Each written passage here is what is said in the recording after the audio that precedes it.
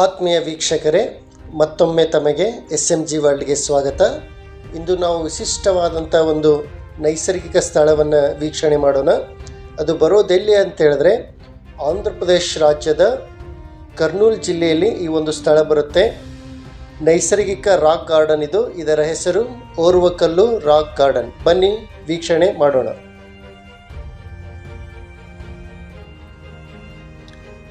ಕರ್ನೂಲಿನಿಂದ ನಂದ್ಯಾಲಿಗೆ ಹೋಗುವ ಮಾರ್ಗ ಮಧ್ಯದಲ್ಲಿ ಈ ಒಂದು ಸ್ಥಳವು ಅಸ್ತಿತ್ವದಲ್ಲಿದ್ದು, ಕರ್ನೂಲಿನಿಂದ ಸರಿಸುಮಾರು 12 ಕಿಲೋಮೀಟರ್ ದೂರದಲ್ಲಿರುವಂಥದ್ದು. ಮುಖ್ಯ ರಸ್ತೆಯ ಬಲಭಾಗದಲ್ಲಿ ಈ ಒಂದು ಸ್ಥಳ ಇರುವಂಥದ್ದನ್ನು ನಾವು ನೋಡ್ತಾ ಇದ್ದೇವೆ. ಬನ್ನಿ ಹಾಗಾದರೆ ನೋಡೋಣ.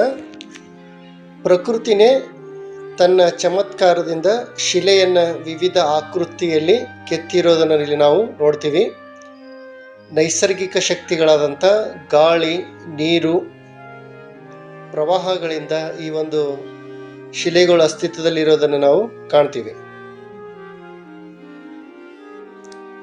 ಆಂಧ್ರ ಪ್ರದೇಶ ರಾಜ್ಯದ ಹಾಗೂ ಅಕ್ಕಪಕ್ಕದ ರಾಜ್ಯದ ಹಲವಾರು ಜನರು ಪ್ರವಾಸ ತಾಣವಾಗಿ ಅಥವಾ ವನಭೋಜನಕ್ಕಾಗಿ ಈ ಸ್ಥಳವನ್ನು ಆಯ್ಕೆ ಮಾಡಿಕೊಂಡು ಇಲ್ಲಿನ ಪ್ರಕೃತಿ ಸೌಂದರ್ಯವನ್ನು ಆಸ್ವಾದಿಸುತ್ತಾರೆ.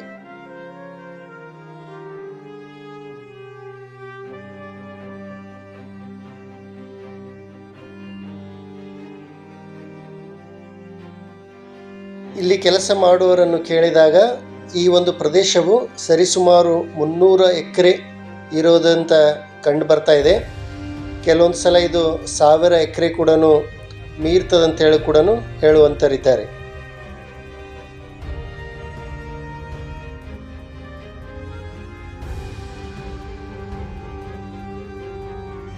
ಇಲ್ಲಿಗೆ ಬರುವ ಪ್ರವಾಸಿಗರು ತಮ್ಮ ಮಕ್ಕಳೊಂದಿಗೆ ಚಿಕ್ಕದಾದ ಪಾರ್ಕ್ನಲ್ಲಿ ಕೂಡ ಆಟ ಆಡುವಂಥ ವ್ಯವಸ್ಥೆ ಇಲ್ಲಿದೆ. ಜೊತೆಗೆ ಇಲ್ಲಿ ತಂಗುವ ಇಚ್ಛೆ ಉಳ್ಳಂತಹ ವ್ಯಕ್ತಿಗಳಿಗೆ ರೂಮಿನ ವ್ಯವಸ್ಥೆ ಕೂಡ ಮಾಡಲಾಗಿದೆ.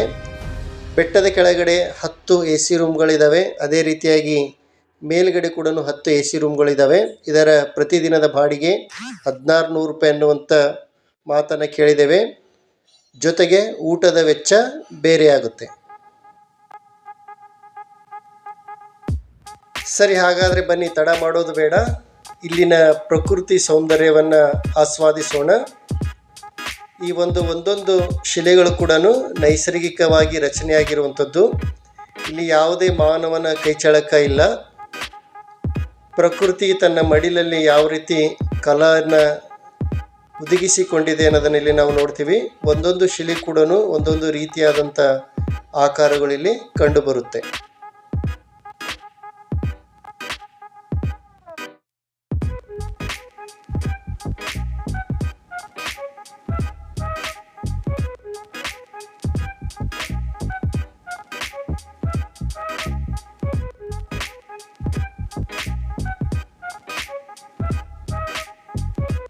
ಬನ್ನಿ ಈ ಆಕೃತಿಯನ್ನು ವೀಕ್ಷಣೆ ಮಾಡಿ. ಇದು ನೋಡಿ, ಯಾವುದೋ ಪ್ರಾಣಿಯ ಮುಖದಂತೆ ನಮಗೆ ಗೋಚರವಾಗಿರುವಂಥದ್ದನ್ನು ನಾವು ನೋಡ್ತೀವಿ. ಇದೇ ರೀತಿಯಾದಂಥ ಹಲವಾರು ಆಕೃತಿಗಳು ಈ ಒಂದು ಪ್ರದೇಶದಲ್ಲಿ ಕಂಡುಬರುತ್ತೆ.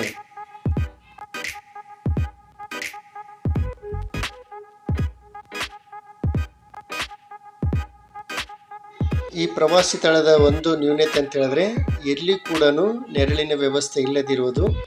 ಬಂದಂಥ ಪ್ರವಾಸಿಗರು ಬಿಸಿಲಲ್ಲಿನೇ ಅಡ್ಡಾಡಿ ಈ ಪ್ರದೇಶವನ್ನು ವೀಕ್ಷಣೆ ಮಾಡಬೇಕಾಗುತ್ತೆ.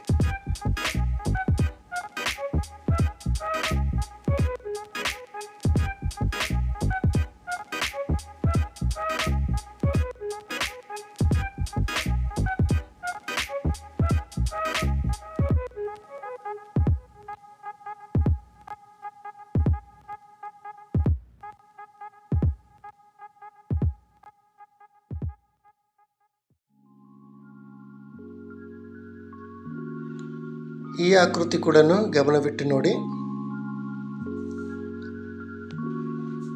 ಮೀನಿನ ಮುಖಭಾಗವನ್ನು ಕಡೆದು ಇಟ್ಟಂಥ ರೀತಿಯಲ್ಲಿ ಈ ಒಂದು ಆಕೃತಿ ನಮಗೆ ಕಾಣ್ತಾ ಇದೆ. ಇಂಥ ಹಲವಾರು ವಿಚಿತ್ರ ಆಕೃತಿಗಳು ಇಲ್ಲಿ ನಮ್ಮ ಕಣ್ಮನವನ್ನು ಸೆಳೀತವೆ. ಇಲ್ಲಿ ಮತ್ತೊಂದು ಆಕೃತಿಯನ್ನು ವೀಕ್ಷಿಸಿ. ಹಾವು ತನ್ನ ನಾಲಿಗೆಯನ್ನು ಹೊರಗಡೆ ತೆಗೆದಿರುವಂತೆಯೇ ಭಾಸವಾಗುವಂತಹ ಆಕೃತಿ ನಿಮ್ಮ ಮುಂದೆ. ಇಲ್ಲಿ ಮತ್ತೊಂದು ವಿಶೇಷತೆ ಅಂತ ಹೇಳಿದ್ರೆ, ಕಸದಿಂದ ರಸ ಎನ್ನುವಂತಹ ಹಾಗೆ ವೇಸ್ಟ್ ಆಗಿರುವಂತಹ ಲೋಹದ ಚೂರುಗಳಿಂದ ಹಲವಾರು ಪ್ರಾಣಿಗಳ ಆಕೃತಿಗಳನ್ನು ಇಲ್ಲಿ ರಚನೆ ಮಾಡಿರೋದನ್ನು ನಾವು ನೋಡ್ತೇವೆ. ಸಿಂಹ, ಹುಲಿ, ಚಿರತೆ ಅಂತಹ ಆಕೃತಿಗಳನ್ನು ಇಲ್ಲಿ ರಚನೆ ಮಾಡಿರೋದನ್ನು ನಾವು ಕಾಣಬಹುದು.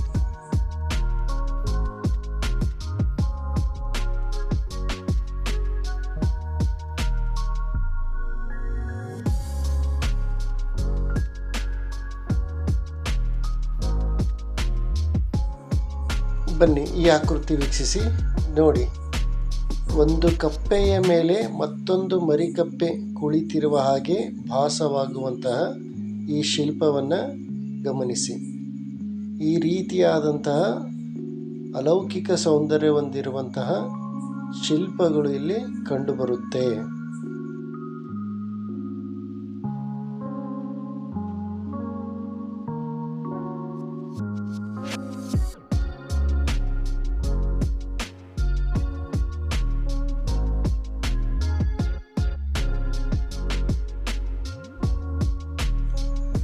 ಈ ಪ್ರದೇಶದಲ್ಲಿ ಕೋತಿಗಳ ವಾಸ ಕೂಡ ಇದ್ದು ಸಾಮಾನ್ಯವಾಗಿ ಪ್ರವಾಸಿಗರಿಗೆ ಯಾವುದೇ ತೊಂದರೆಯನ್ನುಂಟು ಮಾಡುವುದಿಲ್ಲ. ಆದರೂ ಸಹ ನಾವು ಎಚ್ಚರಿಕೆಯಿಂದ ಇರಬೇಕಾದದ್ದು ಅವಶ್ಯಕ.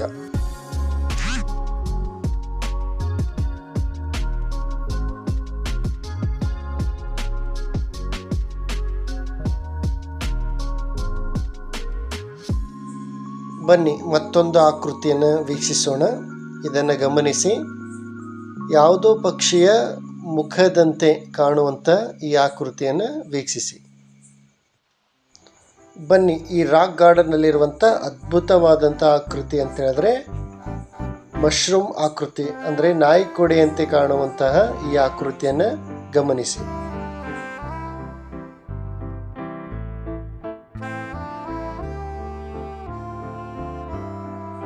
ಹಲವು ಟನ್ಗಳಷ್ಟು ಭಾರವಾಗಿರುವಂತಹ ಒಂದು ಶಿಲೆಯು ಎರಡು ಮೊನಚಾದ ಶಿಲೆಯ ಭಾಗದ ಮೇಲೆ ನಿಂತಿರೋದು ಒಂದು ಅದ್ಭುತವಾದಂತಹ ದೃಶ್ಯ.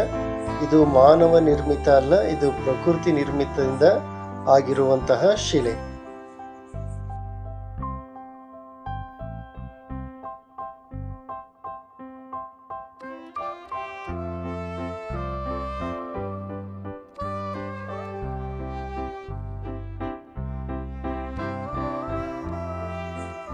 ಗಾಳಿ ಮತ್ತು ಪ್ರವಾಹದಿಂದ ಈ ರೀತಿ ಶಿಲೆಯು ರಚನೆಯಾಗಿರಬಹುದೆನ್ನುವಂತಹ ಮಾತನ್ನು ಭೂಗೋಳಶಾಸ್ತ್ರಜ್ಞರು ಹೇಳುವುದು ಕೇಳಿದ್ದೇವೆ.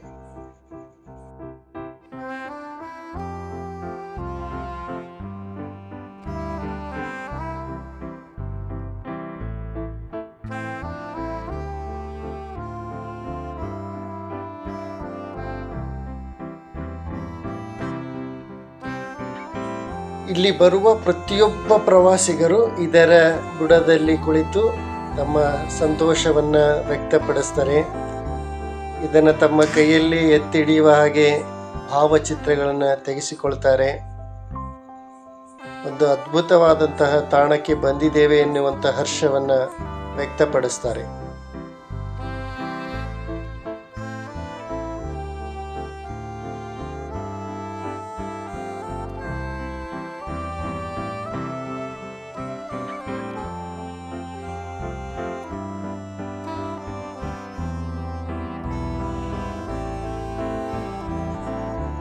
ಈ ತಾಣದಲ್ಲಿ ಸುತ್ತಾಡಿ ದಣಿದಂಥವರು ಕೊನೆಯದಾಗಿ ಈ ಸ್ಥಳದಲ್ಲಿ ವೀಕ್ಷಣೆ ಮಾಡಿ ತಮ್ಮ ದಣಿವನ್ನು ಆರಿಸಿಕೊಳ್ಳುವಂಥ ಕೆಲಸ ಕೂಡ ಮಾಡ್ತಾರೆ.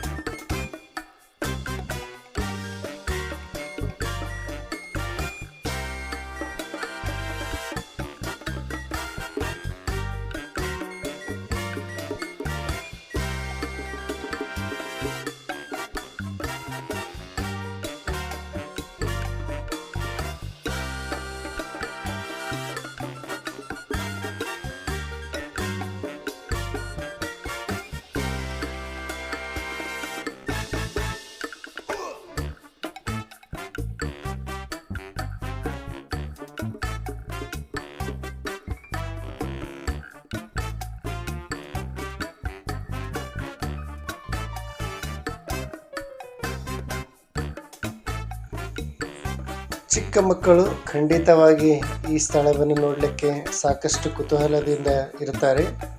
ಇದನ್ನು ಇಲ್ಲಿ ನಾವು ಕಾಣಬಹುದು. ತಮ್ಮ ಸಂತೋಷಕ್ಕೆ ಪಾರವೇ ಇಲ್ಲ ಅನ್ನುವಂಥ ರೀತಿಯಲ್ಲಿ ಮಕ್ಕಳು ಖುಷಿಯಾಗಿ ಇಲ್ಲಿನ ಶಿಲ್ಪಗಳನ್ನು ನೋಡುವಂಥ ಕೆಲಸವನ್ನು ಮಾಡ್ತಾರೆ.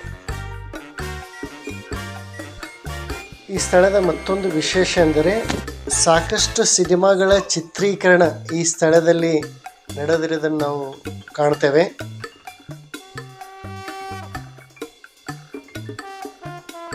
ಅದರಲ್ಲೂ ಮುಖ್ಯವಾಗಿ ತೆಲುಗು ಚಲನಚಿತ್ರಗಳ ಚಿತ್ರೀಕರಣ ಈ ಸ್ಥಳದಲ್ಲಿ ಆಗಿರೋದನ್ನು ನಾವು ನೋಡಬಹುದು. ಇಲ್ಲಿಯ ಮತ್ತೊಂದು ಆಕರ್ಷಣೀಯ ಸ್ಥಳ ಅಂತ ಹೇಳಿದ್ರೆ ಇದರ ಮಧ್ಯದಲ್ಲಿ ಹರಿದು ಹೋಗಿರುವಂಥ ಒಂದು ಸಣ್ಣ ಹಳ್ಳದ ಮೇಲೆ ಬ್ರಿಡ್ಜನ್ನು ಕಟ್ಟಲಾಗಿದೆ. ಇದಕ್ಕೆ ಸಿಂಗಾಪುರ್ ಬ್ರಿಡ್ಜ್ ಅಂತೂ ಕರೆಯಲಾಗುತ್ತೆ. ನಾವು ಹೋದಾಗ ಸಾಮಾನ್ಯವಾಗಿ ಈ ಒಂದು ತೊರೆಯಲ್ಲಿ ನೀರಿಲ್ಲದೆ ಇರುವುದಾಗಿ ಸ್ವಲ್ಪ ಬಣಗುಡುತ್ತಿರುವುದನ್ನು ನಾವು ಕಾಣಬಹುದು. ಆದರೆ ಈ ಬ್ರಿಡ್ಜ್ ಮಾತ್ರ ನೋಡಲು ಅತ್ಯಾಕರ್ಷಕವಾಗಿರೋದನ್ನು ನಾವು ಕಾಣಬಹುದು.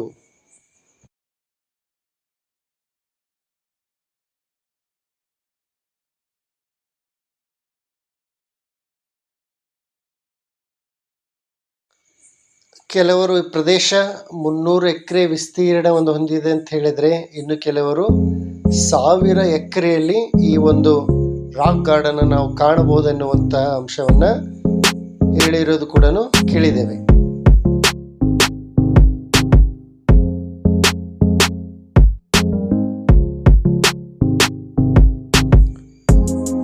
ಈ ಸ್ಥಳದಿಂದ ಕೇವಲ 2 ಕಿಲೋಮೀಟರ್ ಅಂತರದಲ್ಲಿ ಕರ್ನೂಲ್ ಏರ್ಪೋರ್ಟ್ ಇರೋದು ಕೂಡ ಕಾಣಬಹುದಾಗಿದೆ.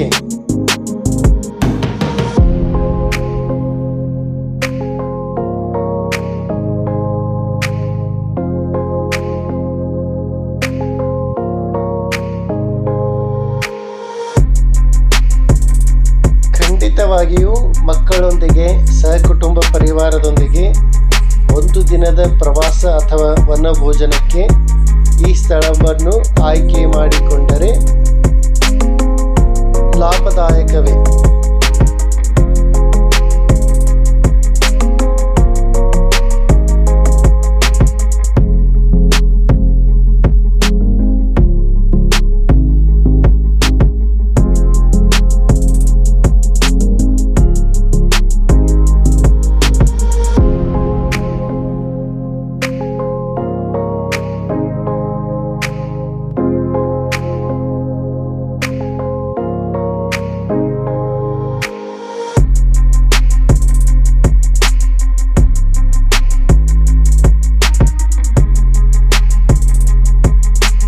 ಚಿಕ್ಕದಾದ ಹಳ್ಳದ ಮೇಲಿರುವ ಈ ಬ್ರಿಡ್ಜ್ ನೀರಿರುವಂಥ ಸಂದರ್ಭದಲ್ಲಿ ಇದರ ನೋಟ ರುದ್ರರಮಣೀಯವಾಗಿ ಕಾಣಿಸುತ್ತೆ. ಆದರೆ ಆ ಭಾಗ್ಯ ನಮಗೆ ಇರಲಿಲ್ಲ. ನಾವು ಅಲ್ಲಿ ಹೋದಾಗ ಆ ಹಳ್ಳದಲ್ಲಿ ಒಂದು ಹನಿ ನೀರು ಕೂಡ ಇರದೇ ಇರೋದ್ರಿಂದಾಗಿ ತುಂಬ ನಿರಾಸೆ ಆಯಿತು. ನೀವು ಖಂಡಿತವಾಗಿ ನೀರಿರುವಂಥ ಸಂದರ್ಭದಲ್ಲಿ ಹೋದರೆ ಇದು ತುಂಬ ಚೆನ್ನಾಗಿ ಕಾಣಿಸುತ್ತೆ.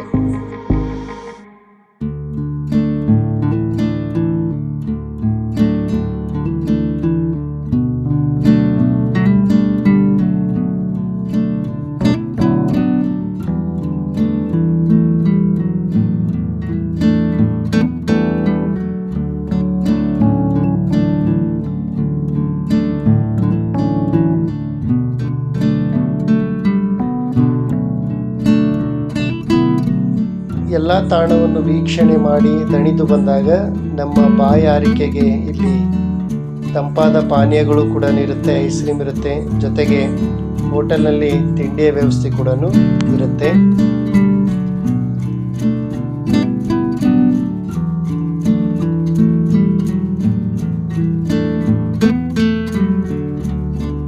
ಇದು ಈ ಸ್ಥಳದಲ್ಲಿರುವಂಥ ಏಕೈಕ ಹೋಟೆಲ್.